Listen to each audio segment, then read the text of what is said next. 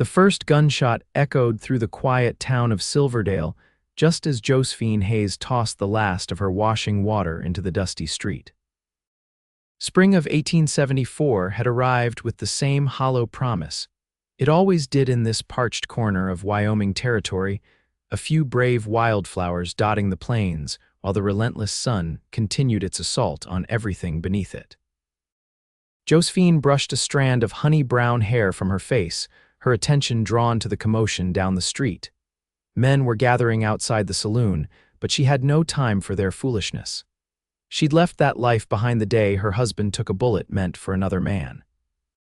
2 years a widow at 28 with a 6-year-old daughter to raise alone, Josephine had more pressing concerns than the daily dramas of frontier justice. "Mama," Emma's voice carried from inside their modest clapboard house. "Rusty's broken again." Josephine sighed, picking up her empty wash basin and heading indoors.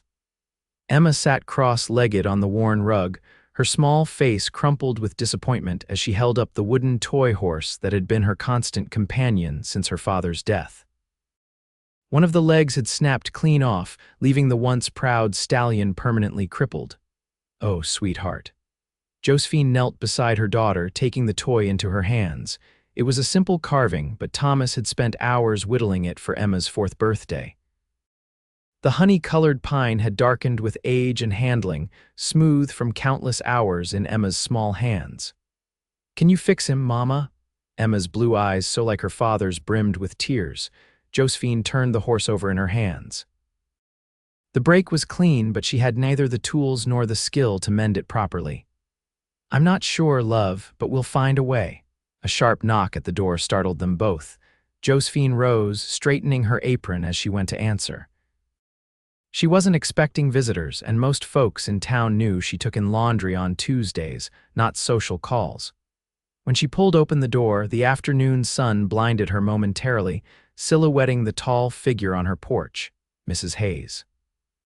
The man's voice was deep but gentle, with the hint of a southern drawl that wasn't common in these parts. As her eyes adjusted, Josephine took in the stranger before her. Tall and broad-shouldered, he wore trailed, dusty clothes that had seen better days, but they were clean enough to suggest he cared about appearances. His face was sun-weathered beneath the shadow of his hat, with kind eyes the color of warm whiskey. "Yes." She responded cautiously, one hand still on the door, ready to close it if necessary.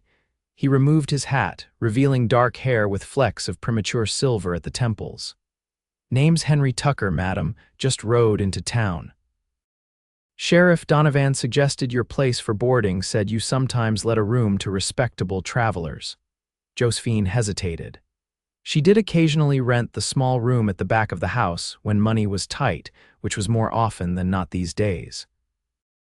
But she was always careful about who she allowed into her home. "Sheriff Donovan sent you?" That was something, at least. Jim Donovan was one of the few men in Silverdale she trusted completely. "Yes, madam. Told him I was looking for honest work and a quiet place to stay. Said you might be able to help with the latter." Before Josephine could respond, Emma appeared at her side, curiosity overwhelming her earlier sadness. "Who are you?" she asked bluntly, peering up at the stranger. "Emma," Josephine admonished gently, "mind your manners." The man crouched down to Emma's level, his movements slow and unthreatening. "I'm Henry Tucker, miss, and who might you be?" "I'm Emma Hayes. I'm 6. She held up the broken toy horse. "My Rusty is broken." Henry's eyes softened as he looked at the wooden figure. "May I?" he asked, extending his hand. After a glance at her mother for permission, which Josephine reluctantly gave with a small nod, Emma handed over her treasured toy. Henry examined it carefully, turning it over in his calloused hands. "This is fine craftsmanship. Your pa make this for you." Emma nodded solemnly. "But he's in heaven now." Something flickered across Henry's face, recognition, perhaps, of a familiar pain. "I'm sorry to hear that." He studied the break more closely. "You know, I think I could fix this for you." "You can?" Emma's face brightened instantly. "Sure can. I've worked with wood most of my life. Just need a bit of glue, maybe a small dowel for strength." He looked up at Josephine. "If your mother doesn't mind, that is." Josephine found herself studying the stranger more carefully. There was something in his manner that seemed genuine, a gentleness that contradicted his rugged appearance. Still, she'd learned the hard way that appearances could be deceiving. "That's very kind of you, Mr. Tucker, but please, Mama," Emma tugged at her skirt. "Rusty needs to be fixed." Josephine sighed. "The boarding room is $5 a week, meals included. I expect anyone under my roof to respect my home and my rules. No drinking, no late nights, and no trouble." Henry nodded, standing back to his full height. "Yes, madam, those terms are more than fair." He handed the broken horse back to Emma with unexpected tenderness. "I'd like to see it whole again, miss. A fine horse like Rusty deserves to run." Emma clutched the toy to her chest, beaming up at him. "Thank you, Mr. Tucker." "Henry," he corrected with a gentle smile. "Friends call me Henry." Despite her reservations, Josephine found herself stepping aside to allow him entry. The room's at the back. It's small, but it's clean. As Henry Tucker stepped over her threshold, Josephine couldn't shake the feeling that something significant had just occurred, like the first pebble in an avalanche that would eventually reshape the entire mountain. The next morning, Josephine woke before dawn, as she always did. The house was quiet as she moved through her kitchen, stoking the stove and setting water to boil for coffee. The routine was as familiar as breathing: prepare breakfast, wake Emma, tidy the house, then head to the mercantile where she worked 3 days a week. The other days were for laundry and mending, the patchwork of employment that kept them fed and sheltered. She was slicing bread when she heard heavy footsteps on the porch, followed by the quiet opening and closing of the front door. Tensing, she reached for the knife, only to relax slightly when Henry Tucker appeared in the doorway, his arms laden with firewood. "Morning, Mrs. Hayes," he said softly, mindful of the early hour. "Noticed your woodpile was running low. Hope you don't mind." Josephine blinked in surprise. "No, I thank you, Mr. Tucker." "Henry, please." He stacked the wood neatly beside the stove. "And it's no trouble. Least I can do for the room and board." She nodded, returning to her bread. "Coffee will be ready soon. Breakfast is at 6. Looking forward to it." "Mind if I use your wash basin outside? Promise I'll refill it." "Of course." When he'd gone, Josephine found herself standing still, knife poised over the bread. It had been so long since a man had done anything for her without expecting something in return that she hardly knew how to react. She shook her head, reminding herself that he was simply being courteous, nothing more. By the time Emma came padding into the kitchen, rubbing sleep from her eyes, Henry had returned, face freshly washed and hair dampened into temporary submission. He'd shaved, too, revealing a strong jawline previously hidden beneath stubble. "Good morning, Miss Emma," he greeted, and the child's face lit up at the sight of him. "Are you going to fix Rusty today?" she asked without preamble. Henry chuckled. "Well, that depends on whether I can find the right materials, but it's certainly at the top of my list." Josephine set a plate of eggs and bread before him. "What brings you to Silverdale, Mr. Tucker? Not many pass through here without purpose." He took a bite before answering, his appreciation for the simple meal evident in his expression. "I've been working cattle drives up from Texas, but I'm getting too old for that life. Thought I might try settling somewhere quieter for a spell." He glanced at Emma, who was watching him with undisguised fascination. "Miss Emma, would you happen to have a ribbon I could borrow?" The child nodded, confused but willing. "I have a blue one and a yellow one. The blue would be perfect. Would you mind getting it for me?" Emma looked to her mother, who nodded permission, then scampered off to her room. When they were alone, Henry's voice dropped. "Truth is, Mrs. Hayes, I've been running from something for a long while. Not the law," he added quickly, seeing her expression. "Just memories. Lost my wife and son to fever 5 years back in Oklahoma Territory, been drifting ever since." The simple admission struck Josephine with unexpected force. Here was a man who understood loss, who carried the same hollow spaces within him that she did. "I'm sorry," she said softly. "And it's Josephine."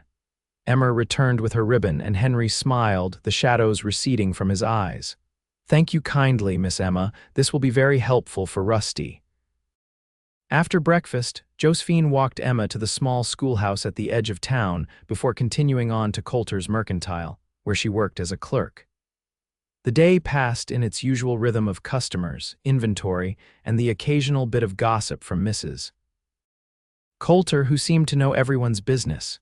"Here you've taken in a boarder," the older woman remarked as they restocked shelves during a quiet moment. "Henry Tucker, is it?" Josephine nodded, unsurprised that news traveled so quickly. "Just until he finds more permanent arrangements." Mrs. Coulter gave her a knowing look. "Handsome man, been a while since you've had a gentleman caller." "He's a boarder, not a caller," Josephine corrected firmly, "and I'm not looking for either." 2 years is a long time to be alone, Josie, Mrs. Coulter said more gently. "Thomas wouldn't have wanted—" "I know what Thomas would have wanted," Josephine interrupted more sharply than she intended. "He would have wanted to watch his daughter grow up. He would have wanted to be here." The older woman patted her hand sympathetically but wisely changed the subject. When Josephine collected Emma from school later that afternoon, they walked home together, the child chattering about her day and wondering aloud whether Mr. Tucker had fixed Rusty yet. As they approached their house, they could hear the rhythmic sound of hammering coming from the back. They found Henry in the small yard behind the house, where he'd set up an impromptu workbench using an old crate. Surrounding him were various tools and small pieces of wood, and he was so absorbed in his task that he didn't notice their approach until Emma called out to him. "Mr. Henry." "Did you fix Rusty?" He looked up, setting down his tools and wiping his hands on a rag. "Not yet, Miss Emma, but I'm making progress. Come see." Emma bounded forward eagerly, with Josephine following more sedately. On the makeshift bench lay Rusty, his broken leg reattached but held in place with Emma's blue ribbon, which was tied in a neat bow.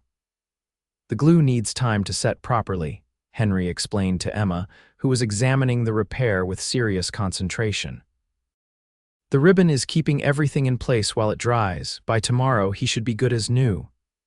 "You tied him with a bow," Emma giggled. "Well, every horse needs some decoration now and then," Henry replied with a wink, "even the toughest stallions." Josephine found herself smiling at the interaction. "Where did you learn woodworking, Mr. Tucker?" "My father was a carpenter," he answered, rising to his feet. "Taught me everything he knew before I was old enough to leave home. I've picked up bits and pieces since then." He gestured to some small wooden objects on the bench. "Been practicing on these while waiting for Rusty's leg to dry." Josephine moved closer to examine them. There were several small animals, a rabbit, a bear, and what looked like the beginning of a deer, each carved with surprising detail despite their size. "These are beautiful," she said honestly, "just whittling to pass the time." He shrugged, but she could see he was pleased by the compliment. "Figure I should earn my keep while I'm here. You already chopped enough wood for a week," Josephine pointed out. Henry smiled, a genuine expression that transformed his weathered face. "Well, I've got to stay busy somehow, idle hands and all that." Their eyes met for a moment longer than was strictly necessary, and Josephine felt a strange flutter in her chest that she quickly dismissed. "Emma, go wash up for dinner," she said, breaking the moment. "I need to start cooking. Can Mr. Henry teach me to carve something?" Emma asked, reluctant to leave the fascinating work area. "That's up to Mr. Henry," Josephine replied cautiously. "I'd be honored," Henry said. "But only when your mother says it's appropriate. Knives aren't toys after all." Emma nodded seriously. "I know. Papa showed me his hunting knife once, but I wasn't allowed to touch it." A shadow crossed Henry's face at the mention of Thomas, but he recovered quickly. "Your pa was right. Maybe we can start with something simpler, like sanding Rusty once he's all fixed up." This compromise satisfied Emma, who finally agreed to go inside and wash up, leaving the adults alone in the yard. "You're good with her," Josephine observed. Henry turned back to his work, putting away his tools with meticulous care. "She reminds me of my boy, same curiosity, same spark." He paused, hands stilling. Matthew would have been about her age now. The raw grief in his voice was so familiar that Josephine felt it echo in her own heart. Without thinking, she placed her hand on his arm. "I'm sorry," she said simply, knowing from experience that no other words could help. He covered her hand with his own briefly, the touch warm and solid. "Thank you." They stood like that for a moment, connected by shared understanding before Josephine gently withdrew her hand. "I should start dinner." I'll clean up out here and be right in to help," he promised. As she walked back to the house, Josephine tried to ignore the lingering warmth where his hand had touched hers. It had been so long since anyone had understood her pain without trying to diminish or erase it. So long since she'd felt anything but the weight of responsibility pressing down on her shoulders. But hope was a dangerous thing for a widow with a child to raise, and Josephine had learned the hard way that the frontier was unkind to those who dreamed too much. Henry Tucker might be kind, he might understand loss, but he was still a drifter with no roots. And she had promised herself long ago that she would never again put her heart in the hands of a man who could disappear with the next dawn. Over the next week, Henry Tucker proved himself to be far more than just a boarder. He repaired loose floorboards, fixed the leaking roof, and built Emma a small stool so she could reach the wash basin without struggling. Rusty had been successfully mended, the wooden leg now stronger than before, and Emma carried the toy horse everywhere with renewed devotion. True to his word, Henry had begun teaching Emma the basics of woodworking, starting with simple sanding techniques and the patience required for careful craftsmanship. Josephine had been hesitant at first, but watching her daughter's face light up with accomplishment when she smoothed a rough edge to Henry's satisfaction had been worth the worry. The town of Silverdale had taken notice of the newcomer as well. After word spread that he was handy with repairs, several townspeople had approached him for work. The livery stable owner had hired him to rebuild some broken stalls, and Mrs. Coulter had commissioned him to make a new display case for the mercantile. "Seems like you're becoming a fixture in town," Josephine remarked one evening as they sat on the porch after Emma had gone to bed. The spring air was cool but not uncomfortable, scented with sage and the promise of distant rain. Henry leaned back in his chair, stretching his long legs before him. "Wasn't the plan, but I can't say I mind it. Silverdale's a good town. Quiet." "Most days," Josephine agreed, thinking of the occasional brawls that broke out at the saloon or the tensions that sometimes flared between the cattle ranchers and the increasing number of farmers moving into the territory. "Though it has its moments. Every place does." He took a sip from his coffee cup.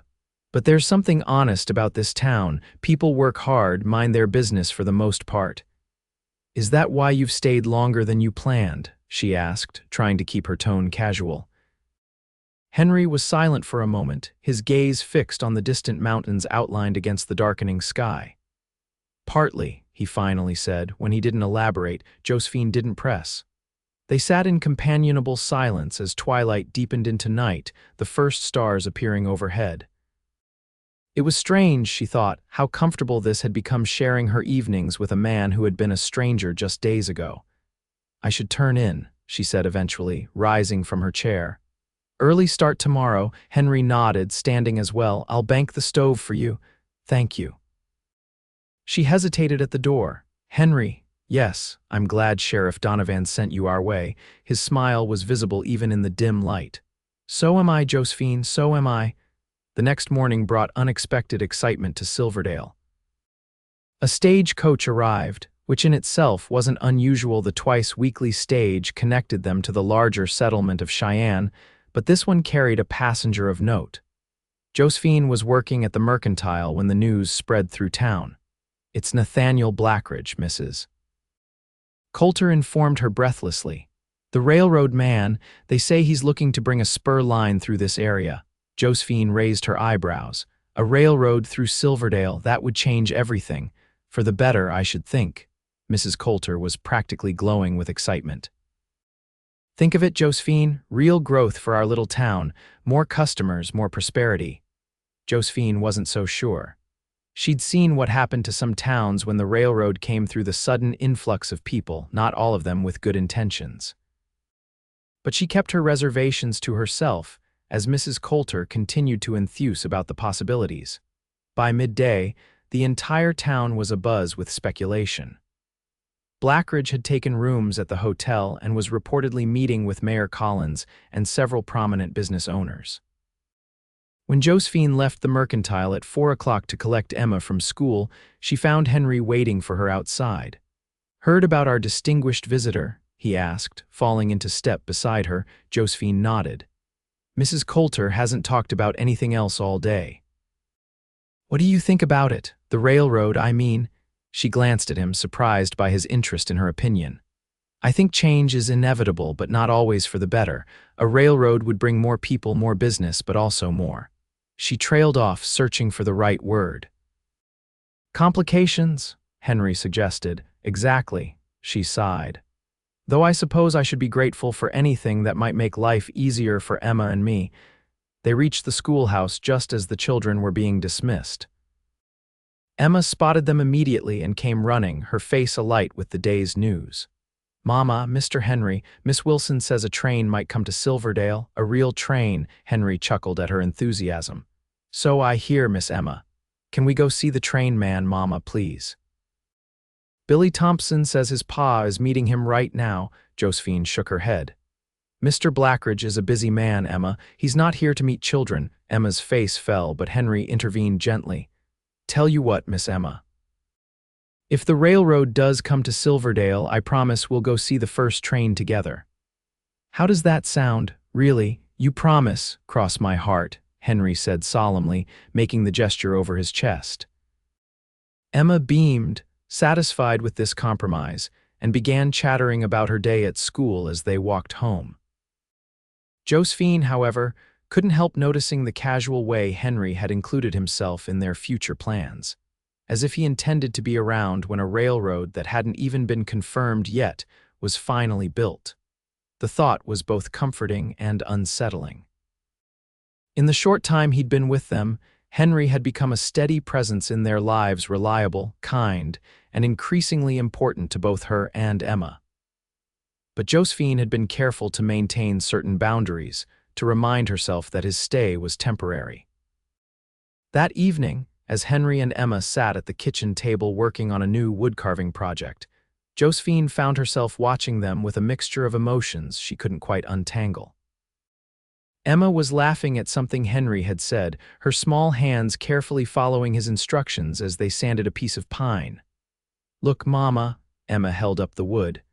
I'm making a friend for Rusty. That's wonderful, sweetheart, Josephine replied, moving closer to examine her daughter's work. Mr. Henry says every horse needs a companion, Emma explained seriously, even wooden ones. Josephine glanced at Henry, who met her eyes with a slight smile.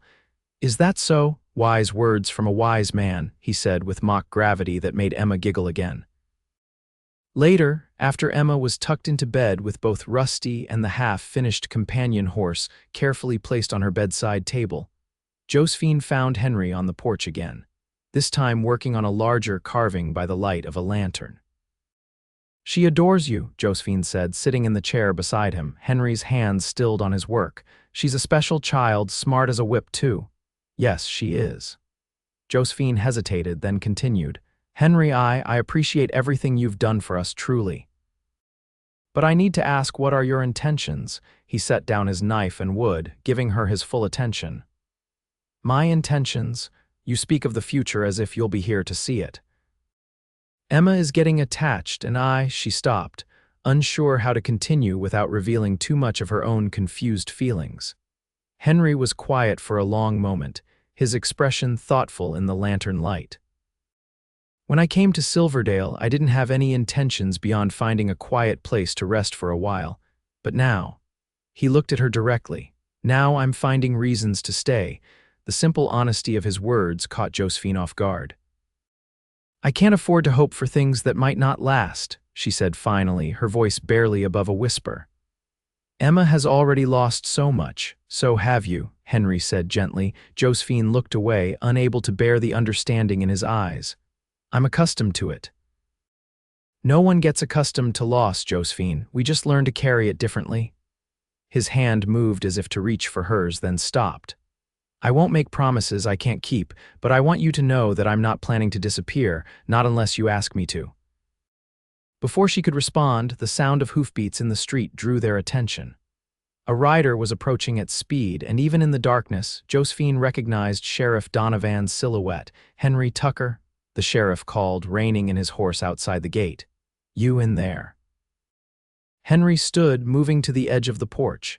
"Here, Sheriff, everything all right?" Donovan dismounted, tying his horse to the fence post before coming up the path.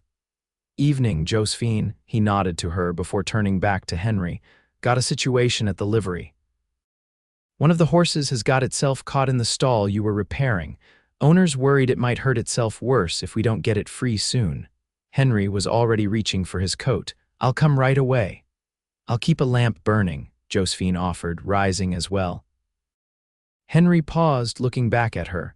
"We'll finish our conversation another time," she nodded, suddenly reluctant to see him go. "Be careful." "Always am," he assured her with a quick smile before following the sheriff down the path. Josephine stood on the porch long after the sound of their horses had faded, the unfinished carving still sitting on the chair where Henry had left it. When she finally picked it up to bring it inside, she realized it was taking the shape of a woman. Her face turned slightly as if looking over her shoulder, a hint of a smile on her lips. With a start, Josephine recognized herself in the delicate features emerging from the wood. The realization sent a flush of warmth through her that had nothing to do with the spring night, and everything to do with the man who had been watching her closely enough to capture her likeness with such care. Perhaps, she thought as she carried the carving inside, it was time to allow herself to hope again, just a little. The next morning, Emma woke with a fever.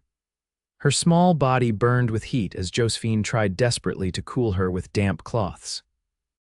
By the time Henry returned from the livery, having worked through the night to free the trapped horse and repair the stall more securely, Emma's condition had worsened. "We need to get the doctor," Henry said immediately, taking in the situation with one glance. Josephine shook her head, her face pale with worry.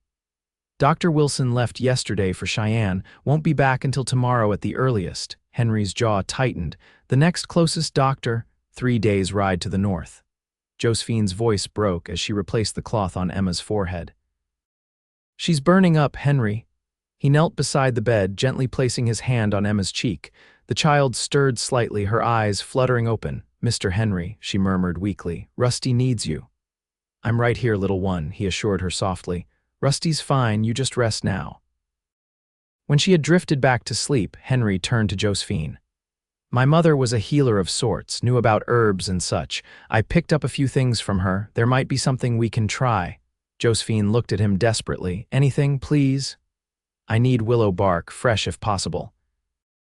And yarrow if it's growing yet, maybe some elderberry if you've got it dried." "Mrs. Coulter keeps herbs at the mercantile," Josephine said, already moving toward the door. "And there are willows down by the creek." "You stay with Emma," Henry said firmly. "I'll go." Josephine hesitated, torn between staying with her child and the need to do something, anything to help. "The creek is on the Henderson property. Just tell them I sent you if anyone questions you." Henry nodded, already reaching for his hat. "I'll be as quick as I can." While he was gone, Josephine prayed as she hadn't since Thomas died, holding Emma's small hand and whispering pleas to a God she wasn't sure still listened. The child's breathing was labored, her skin flushed with fever despite the cool cloths. "Mama," Emma's voice was faint. "Where's Papa?" The question pierced Josephine's heart. "Papa's not here, sweetheart, but I am, and Mr. Henry will be back soon." Emma's eyes drifted closed again. "I saw Papa. He was riding Rusty, a big Rusty, not my little one." Tears spilled down Josephine's cheeks as she smoothed her daughter's damp hair. "That sounds like a lovely dream." It seemed an eternity before Henry returned, his arms full of plants and his clothes damp from the creek. Without a word, he set to work in the kitchen, chopping, crushing, and brewing various concoctions while Josephine continued her vigil by Emma's bedside. Finally, he brought a steaming cup to the bedroom. "This is willow bark tea," he explained, helping Josephine prop Emma up slightly. "It's bitter, but it should help with the fever." Together, they coaxed the semi-conscious child to sip the brew, Emma grimacing at the taste but too weak to protest much. When she had drunk enough to satisfy Henry, they laid her back down. "There's more we can try if this doesn't work," Henry said, his voice low, "but let's give it time first." Josephine nodded, unable to speak past the knot in her throat. Henry reached across the bed to take her hand. "She's strong, Josephine, like her mother." For the rest of the day and into the night, they maintained their vigil together. Henry prepared poultices of yarrow to draw out the fever and brewed more willow bark tea whenever Emma was awake enough to drink. Josephine sang soft lullabies and told stories, her voice growing hoarse with use and worry. As midnight approached, Emma's fever showed no signs of breaking. If anything, she seemed to be slipping further away, her breathing shallow and her small body trembling with chills despite the warm blankets. "We need to try something else," Henry said, his face grim in the lamplight. "My mother used to say sometimes you have to fight fire with fire." Josephine looked up sharply. "What do you mean, a sweat? We wrap her up warm, give her more tea, and help the fever break itself." He hesitated. "It's risky, but I've seen it work when nothing else would." "And if it doesn't work?" Josephine whispered. Henry met her gaze steadily. "Then at least we tried everything we could." After a moment's hesitation, Josephine nodded. "Tell me what to do." They heated bricks in the stove, wrapping them in cloth and placing them around Emma's bed. Henry brewed a stronger tea, this time with elderberry added to the willow bark, while Josephine gathered every blanket in the house. Together, they wrapped Emma snugly, tucking the heated bricks around her small form. "Now we wait," Henry said, settling into a chair on one side of the bed while Josephine took the other. The night stretched endlessly, marked only by the ticking of the clock on the mantel and Emma's labored breathing. Sometime after 2 in the morning, Josephine began to sing softly, an old lullaby her own mother had sung to her. To her surprise, Henry's deep voice joined in on the chorus, the harmony creating something beautiful in the midst of their fear. When she glanced at him questioningly, he shrugged. "My wife used to sing it to Matthew." They continued their quiet song, a bridge across their separate griefs, until Emma suddenly began to toss restlessly under the blankets. "She's getting worse," Josephine said, panic rising in her voice. But Henry leaned forward, placing his hand on Emma's forehead. "No, I think the fever's breaking. She's sweating." Sure enough, Emma's nightgown was soaked with perspiration, her hair damp against the pillow. As they watched, her eyes fluttered open, clearer than they had been all day. "Mama." "I'm so hot," she complained weakly. Josephine laughed through her tears, helping to unwrap some of the blankets. "I know, sweetheart. That means you're getting better." Henry brought fresh water, and together they sponged Emma's face and arms, cooling her gradually. By dawn, her fever had broken completely, and she had fallen into a natural, healing sleep.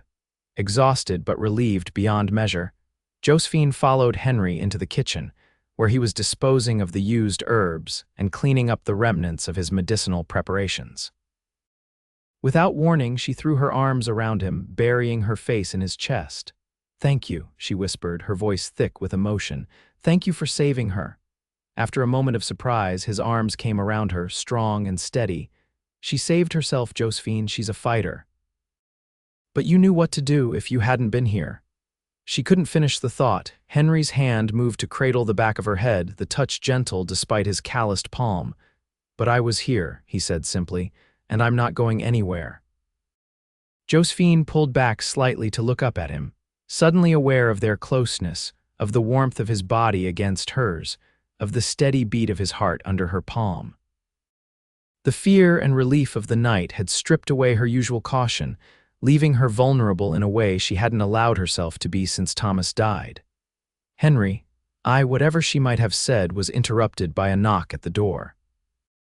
Reluctantly, they separated, Josephine tucking a strand of hair behind her ear self-consciously as Henry went to answer. Sheriff Donovan stood on the porch, hat in hand. "Morning, Henry." "Josephine, heard the little one was sick, came to see if there's anything you need." "She's better," Henry informed him, stepping back to allow him entry. "Fever broke a few hours ago." The sheriff's weather-beaten face relaxed in relief. "That's good news. Mrs. Coulter was worried when Josephine didn't show up for work yesterday. Whole town's been asking after Emma." Josephine was touched by the reminder of how tight-knit their small community was, despite its rough edges. "Please thank everyone for their concern, Jim. I should be able to return to work tomorrow." "No rush," Donovan assured her. "Mrs. Coulter says to take all the time you need." He hesitated, then added, "There's other news, though. Thought you should know." Blackridge has decided the railroad spur will come through Silverdale after all, making the announcement official this afternoon at the town hall. Henry and Josephine exchanged glances, both remembering their conversation about the potential changes a railroad would bring. "That was fast," Henry remarked. Donovan nodded. "Man doesn't waste time, apparently. Says construction could start as early as next month once the surveyors have mapped the route." After the sheriff had gone, promising to send Mrs. Coulter with some soup for Emma later, Josephine sank into a kitchen chair. "A railroad," she said, the words heavy with implication. "Everything's going to change." Henry sat across from her, his expression thoughtful. "Change isn't always bad, Josephine." She looked up at him, remembering how close they had been just moments before, how right it had felt to be in his arms. "No," she agreed softly, "it isn't." Over the next several weeks, as Emma recovered her strength and spring deepened toward summer, Silverdale transformed. Surveyors arrived to map the railroad route, followed by land agents eager to buy property that would soon be valuable. The sleepy town buzzed with activity and speculation, its citizens both excited and wary of the rapid changes. Henry, no longer just a boarder but an integral part of their household, found himself in high demand as a craftsman. The hotel was expanding in anticipation of increased visitors, and Henry was hired to build additional furniture. The livery stable owner, impressed with his work on the stalls, commissioned a complete renovation. Even the saloon wanted new tables and chairs. "You could open a proper workshop," Josephine suggested one evening as they sat on the porch, watching the sunset paint the distant mountains in shades of gold and purple. Emma was inside, playing with Rusty and the companion horse she had finished carving with Henry's help, which she had named Spirit. Henry considered the idea, turning his coffee cup in his hands. "Been thinking about it, actually. That empty building next to the blacksmith's would be suitable." "You're planning to stay, then?" Josephine tried to keep her tone casual, but her heart quickened at the confirmation of what she had begun to hope. "If that's amenable to you," he replied, his eyes finding hers in the fading light. Since the night of Emma's fever, something had shifted between them. The careful distance Josephine had maintained had gradually diminished, replaced by a growing comfort and trust. They had not spoken directly of feelings, but they no longer needed to pretend that Henry was merely a boarder or that their relationship was simply one of convenience. "It's more than amenable," she admitted softly. "Emma would be devastated if you left. Just Emma." There was a hint of challenge in his question, a gentle prodding at the boundaries she still maintained around her heart. Josephine took a deep breath. "No, not just Emma." Henry's smile was slow and warm, transforming his face in a way that made her pulse skip. He reached across the space between their chairs to take her hand, his thumb tracing circles on her palm. "I've been meaning to speak with you about something, Josephine, something important." The serious note in his voice made her tense slightly. "What is it?" Before he could answer, the sound of approaching horses interrupted them. Several riders were coming down the street, moving at a leisurely pace but heading directly for their house. In the dusk light, Josephine could make out Nathaniel Blackridge at the front of the group, his expensive clothes and confident posture unmistakable even at a distance. Henry stood, releasing her hand reluctantly. "Were you expecting visitors?" Josephine shook her head, rising as well. "No. I've barely spoken to Mr. Blackridge since he arrived in town." The railroad man reined in his horse at their gate, tipping his hat politely. "Mrs. Hayes, Mr. Tucker, I apologize for the intrusion, but I was hoping for a word." Henry stepped forward, his stance protective without being aggressive.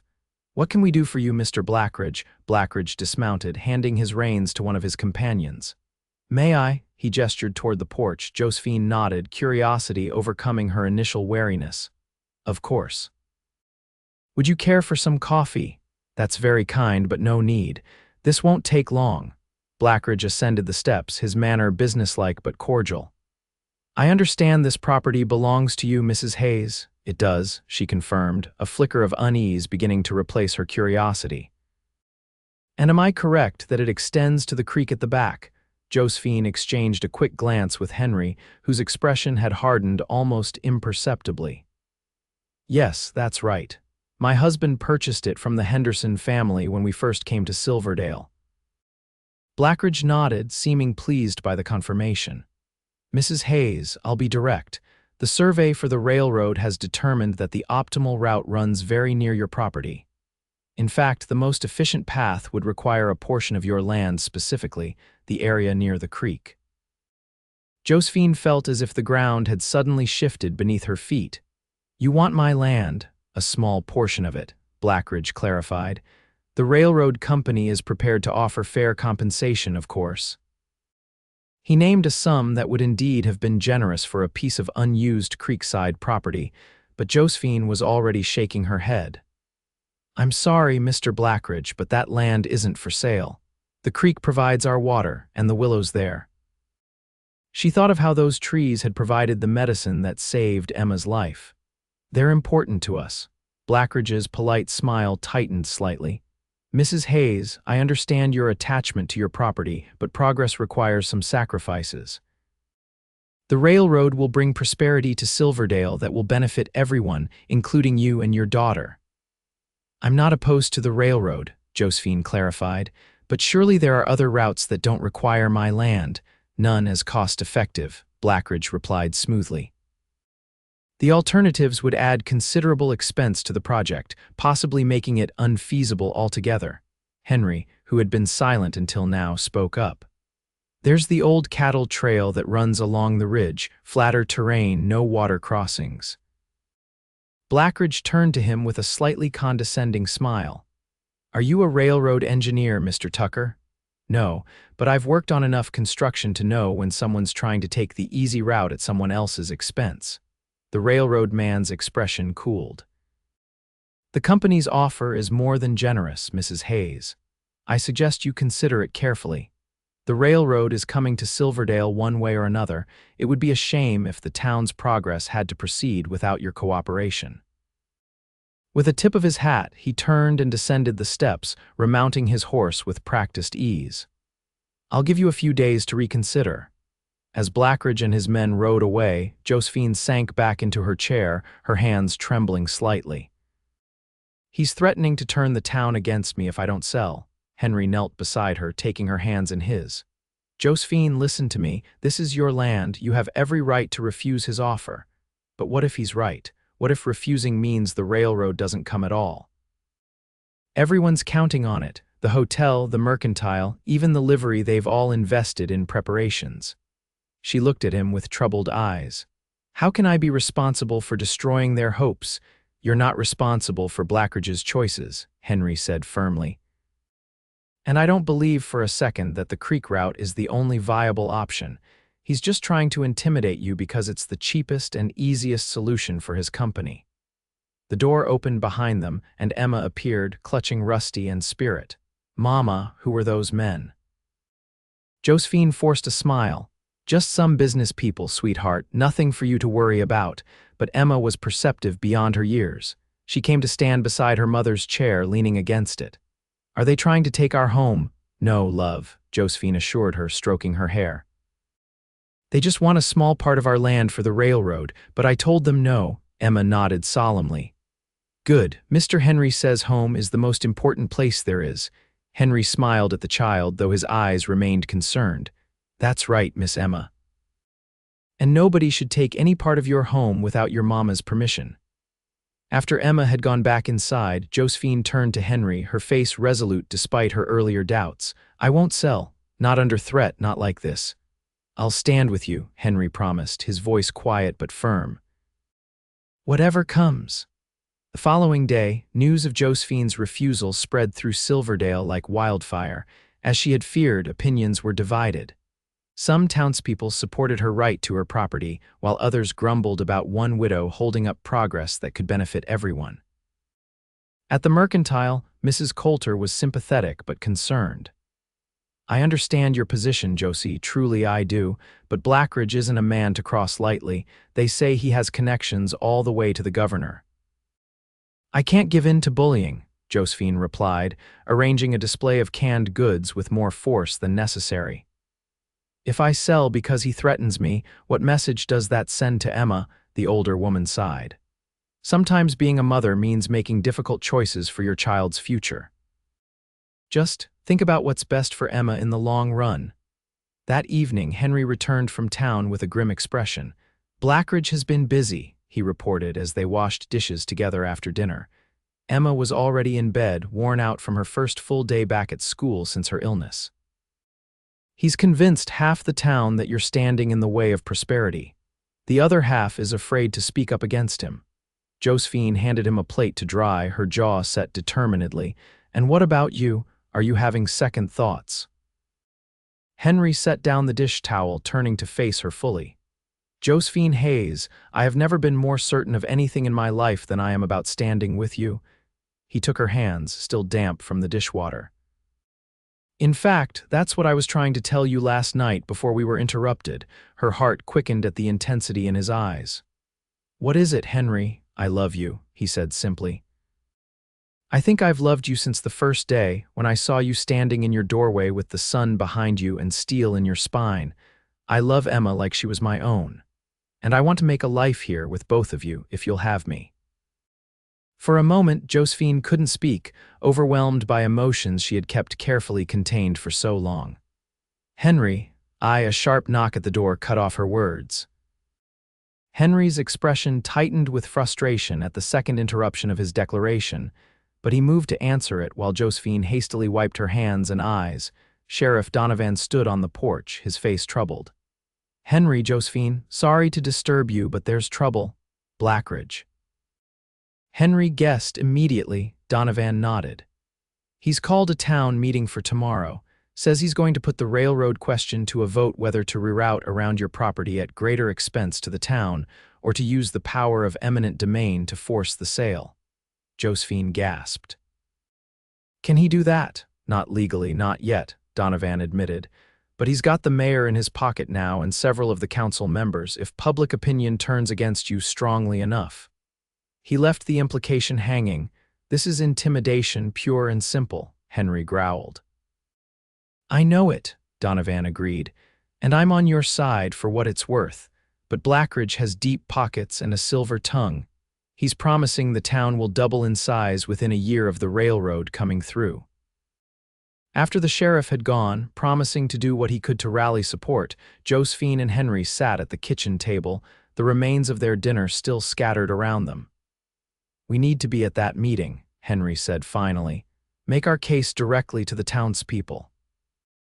Josephine nodded, though the prospect of facing the entire town filled her with dread. I'll speak. It's my land, my fight. Our fight, Henry corrected gently, if you'll let it be. She looked at him, truly looked at him, the steadiness in his eyes, the strength in his weathered hands, the way his presence had filled the empty spaces in their home and in her heart. Yes, she said softly, answering both his spoken and unspoken questions. Our fight, our life, if you're sure. His smile was like the sunrise after the longest night. I've never been more sure of anything. This time, when he leaned across the table to kiss her, there were no interruptions. His lips were warm and certain on hers, and Josephine felt something broken inside her begin to heal as she returned his embrace. It wasn't the passionate rush of first love that she had experienced with Thomas, but something deeper and more solid, a choice made with clear eyes and full heart. When they finally parted, Henry rested his forehead against hers. I should have done that a long time ago, Josephine laughed softly. We had a few interruptions along the way. No more, he promised, drawing her close again.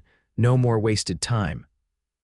The next day dawned clear and warm, a perfect early summer morning that belied the tension in Silverdale.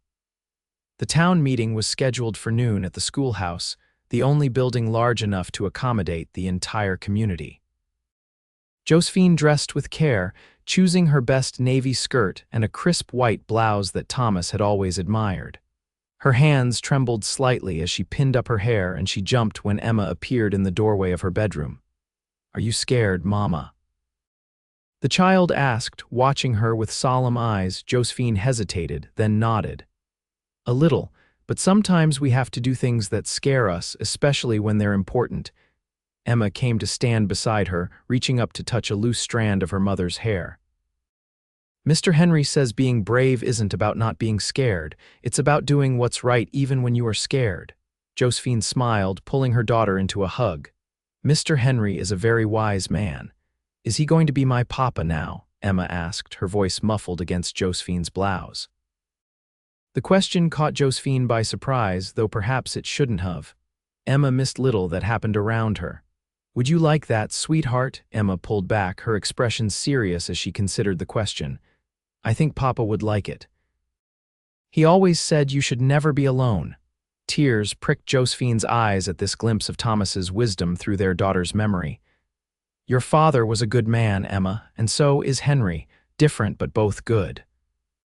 So he is going to be my papa, Emma concluded with the straightforward logic of childhood. We haven't discussed it specifically, Josephine hedged, though in truth, Henry's declaration and her response had made their intentions clear. But yes, I think he might be, if that's what all of us want. Emma nodded, apparently satisfied. Good, can I bring Rusty and Spirit to the meeting? They might be scared alone. Josephine smiled, grateful for the shift to easier territory. Of course, but you'll need to keep them very quiet during the meeting, all right?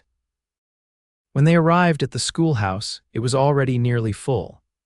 Josephine was simultaneously heartened and intimidated by the turnout. Almost every adult in Silverdale seemed to be present. Henry met them at the door, having gone ahead to secure seats near the front. Ready?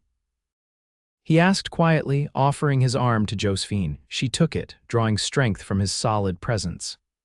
As I'll ever be. They made their way through the crowd, aware of the whispers and stares that followed them. Mayor Collins was already at the front of the room, along with the town council members and Nathaniel Blackridge, who looked supremely confident in an expensive suit that must have cost more than Josephine earned in a year. Once everyone was seated, Mayor Collins called the meeting to order. Citizens of Silverdale were gathered today to discuss a matter of great importance to our town's future. Mr. Blackridge, representing the Western Pacific Railroad, has a proposal that could bring unprecedented growth and prosperity to our community. However, there is a complication that requires our consideration as a town. Blackridge stood, smoothing his vest before addressing the crowd. He spoke eloquently about progress and opportunity, about how the railroad would connect Silverdale to markets across the nation, bringing new residents, new businesses, and new wealth. He explained that the optimal route, as determined by his engineers, would require a small portion of the Hayes property, specifically the area along the creek. Mrs. Hayes has thus far declined to sell this parcel, Blackridge continued, his tone regretful, which leaves us with two options. We can reroute the line to avoid her property entirely, which would add considerable expense to the project expense that would necessarily be borne by the town in the form of higher fees and delayed benefits. Or, as a community, we can invoke the principle of eminent domain for the greater good, ensuring the railroad arrives as planned, on budget and on schedule. A murmur ran through the crowd at this. Eminent domain was a serious matter, not to be invoked lightly. Mayor Collins stood again. Before we consider such a step, I believe Mrs. Hayes should have the opportunity to address the town. Mrs. Hayes, Josephine squeezed Henry's hand once before standing, acutely aware of every eye upon her. Emma gave her an encouraging nod, clutching Rusty and Spirit tightly in her small hands. Taking a deep breath, Josephine faced her neighbors and friends. I've lived in Silverdale for 8 years, she began, her voice steady despite her nerves. My husband Thomas brought us here because he believed in this town's future. When he died, I chose to stay because this had become our home. Emma was born here. Thomas is buried here. The land Mr. Blackridge wants may seem like just a small parcel to him, but it's part of our home. She paused, gathering her thoughts. I'm not opposed to the railroad. I understand what it could mean for Silverdale, for all of us. But I cannot accept having my property taken through intimidation or threat, especially when alternatives exist. This prompted Blackridge to interrupt. With all due respect, Mrs. Hayes, the alternatives are not economically viable. Not as profitable, you mean? Henry called out from his seat, rising to stand beside Josephine. "There's a difference." Blackridge's expression cooled. "And you are." Henry Tucker, carpenter and soon-to-be Mrs. Hayes's husband. A fresh wave of murmurs swept the room at this announcement. Josephine felt a blush rise to her cheeks, but she didn't contradict him. "Well, Mr. Tucker," Blackridge said with exaggerated patience, "unless you're also a railroad engineer, I'm not sure your opinion on route viability is relevant." "Maybe not," Henry conceded. "But I do know something about building and about this town. The ridge route would add, 2 miles to your line? At the standard cost per mile, that's hardly an insurmountable expense for a company of your size." "It's not just about distance," Blackridge argued. "The terrain is more difficult, requiring additional earthworks." "Difficult for whom?" Sheriff Donovan spoke up from the back of the room. "Seems to me the difficulty you're trying to avoid is being placed squarely on the shoulders of a widow and her daughter." "This isn't about one family," Blackridge countered. "It's about what's best for Silverdale as a whole. And what's best for Silverdale includes respecting the property rights of its citizens," Josephine said firmly. "If the town votes to force me to sell today, who will be next when another powerful interest decides their land is inconveniently placed?" Emma suddenly stood beside her mother, her small face determined. "The creek saved my life," she announced clearly, her voice carrying in the now silent room. "When I was sick, Mr. Henry made medicine from the willow trees there. If the railroad takes our creek, what will happen when someone else gets sick?" Josephine put an arm around her daughter's shoulders, both proud and protective. "Emma's right. That land isn't just dirt and trees to us. It's part of our survival, part of our history." Mrs. Coulter rose from her seat near the front. "I've known Josephine Hayes since she came to Silverdale as a bride. She's a hard-working woman who's never asked for charity or special treatment. If she says there's another route that would work, I believe her. And I, for one, don't want progress that comes at the cost of our community's values." One by one, other townspeople stood to speak. The blacksmith, who had employed Thomas Hayes before his death. The livery owner, who had benefited from Henry's skilled work. Farmers who understood the value of water rights and the sanctity of property. Even the saloon keeper, who had no particular love for Josephine but a healthy distrust of outside interests. Not everyone supported them. The hotel owner, eager for the increased business the railroad would bring, argued that one family's inconvenience was a small price for the town's advancement. Several merchants agreed, pointing out that Josephine would be compensated fairly for her land.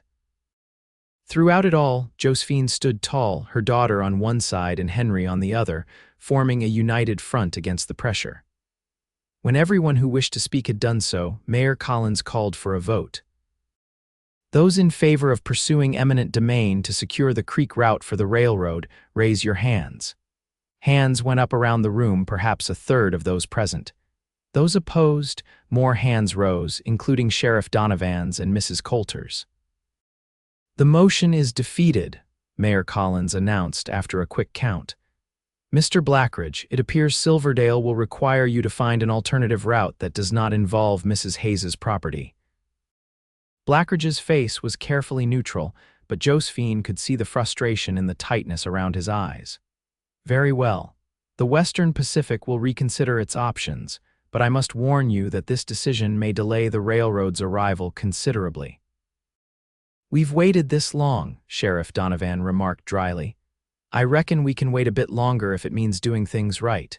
As the meeting broke up, Josephine found herself surrounded by well-wishers and supporters. Mrs. Coulter embraced her warmly. "I'm proud of you, Josie. Standing up like that took real courage." "Thank you for speaking on my behalf," Josephine replied, genuinely moved by the show of solidarity from the community she had sometimes felt separate from in her grief. "That's what neighbors do," the older woman said firmly. "And speaking of neighbors, I hear congratulations might be in order." She glanced meaningfully at Henry, who was deep in conversation with the sheriff and several other men. Josephine blushed. "It's recent, but not rushed," Mrs. Coulter observed shrewdly. "Anyone with eyes could see which way the wind was blowing these past weeks. He's a good man, Josie. Thomas would approve." The mention of her late husband might once have pained her, but now Josephine found comfort in it. "I think he would," she agreed softly. Later that evening, after the excitement had died down and Emma was tucked into bed with Rusty and Spirit keeping faithful watch, Josephine and Henry sat on the porch swing, her head resting on his shoulder as they gently rocked back and forth. "Do you think Blackridge will really find another route?" she asked, watching the first stars appear in the deepening twilight. "I think he'll have to," Henry replied. "The railroad wants to come through here badly enough. This region has too much potential for them to abandon it entirely." He pressed a kiss to the top of her head. "And if he tries any more underhanded tactics, he'll find this town isn't as easily intimidated as he thought." Josephine smiled, remembering the way the community had rallied around them. "I never expected so many people to support us."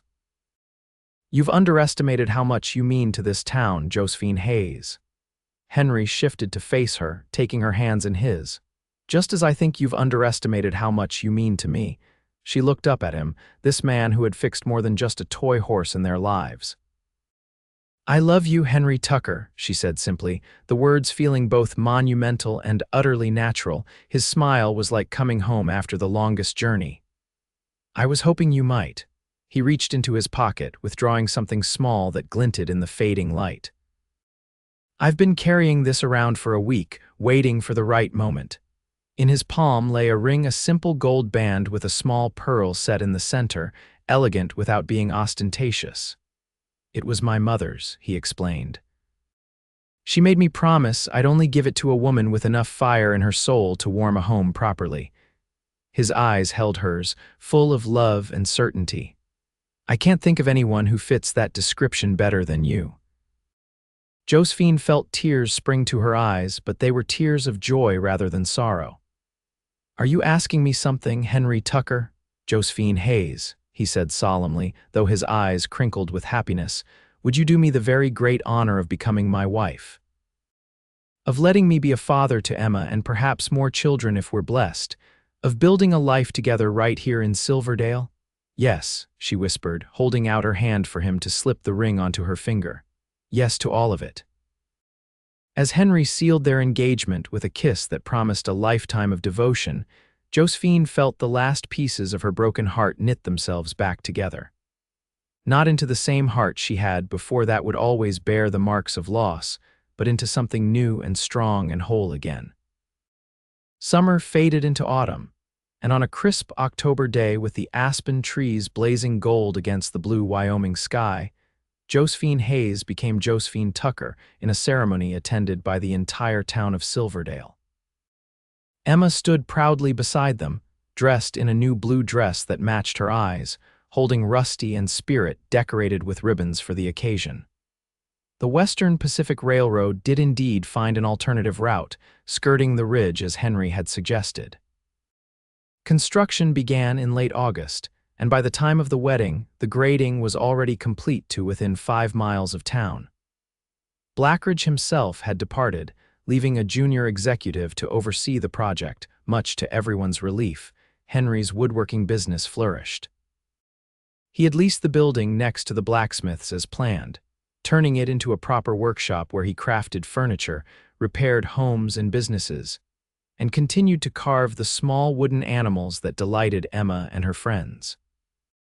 The figurine of Josephine he had been working on the night Blackridge first came to their home was completed and given to her as a wedding gift, along with companion pieces of Emma and himself, forming a family in miniature. Their home by the creek expanded as well. Henry added 2 rooms, a larger bedroom for Emma as she grew, and a nursery that Josephine hoped would not remain empty for long. The willow trees continued to flourish, now protected not just by Josephine's determination, but by a town that had learned the value of standing together against outside pressure. On the first anniversary of the day Henry had fixed Rusty's broken leg, the family stood together at the newly constructed train station, fulfilling the promise he had made to Emma. The first locomotive to reach Silverdale arrived with much fanfare, its whistle echoing across the valley as it pulled into the station, trailing a plume of smoke and steam. Emma, now 7 1/2 and growing like a weed, bounced on her toes with excitement. "It's so big," she exclaimed, clutching Rusty in one hand and her father's hand in the other. In the month since the wedding, she had transitioned seamlessly to calling Henry Pa, though she still spoke of Thomas as her first papa with love and remembrance. "Not as big as the ones back east," Henry told her, lifting her onto his shoulders for a better view, "but plenty big for our little town." Josephine watched them with a heart full to bursting, one hand resting lightly on her growing belly where their child, their first together, had just begun to make its presence known. She had told Henry the news only the night before, and he had wept with joy before sweeping her into a dance around their kitchen, his happiness too great to be contained. As the townsfolk cheered the arrival of progress, Josephine reflected on how much had changed in a single year. From the moment Henry Tucker had stood on her porch, examining a broken toy horse with gentle hands, her life had been set on a new course, one filled with love and hope and possibilities she had thought forever lost to her. "What are you thinking about, love?" Henry asked, coming to stand beside her with Emma still perched on his shoulders. "You look miles away." Josephine smiled up at her family, the one she had fought for and the one she had found. "I was just thinking that some things, once broken, can be made whole again, even better than before." Henry's eyes softened with understanding. He reached for her hand, bringing it to his lips. "He'd like to see it whole again," he murmured, echoing the words he had spoken about Rusty on that first day. "It is," Josephine assured him, standing on tiptoe to kiss him as the train whistle blew again and their town celebrated the future unfolding before them. "We are." And in that moment, surrounded by the community that had become their extended family, with Emma's laughter ringing in the air and new life growing within her, Josephine knew it was true. The broken pieces of her heart and her life had been gathered up by loving hands and crafted into something beautiful, not erasing the past, but building upon it, creating a foundation strong enough to support all the joy that lay ahead.